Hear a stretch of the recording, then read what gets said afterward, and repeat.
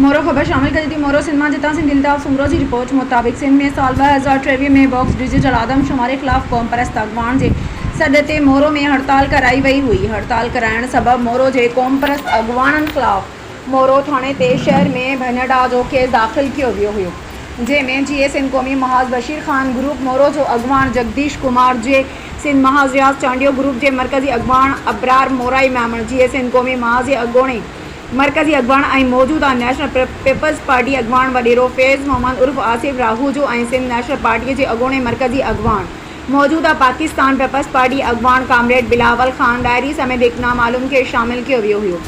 Case 15 महीना हलण खां पोइ मोरो जे फर्स्ट सिविल मजिस्ट्रेट जज मोहतरम मदद अली खूज़ो जी अदालत पारां केस साबित न थियण ते समूरनि अॻवाननि खे बाइज़त बरी करे छॾियो। केस जी पैरवी मोरो जे सीनियर कानूनदान मशहूर वकील मोहम्मद अली भुट्टो पारां कई वई हुई। मज़कूरा अॻवाननि पारां बाइज़त बरी थियण ते वकील मोहम्मद अली भुट्टो खे सिंध जी सक़ाफ़त अजरक पारां संदसि जो शुक्रियो अदा कयो वियो।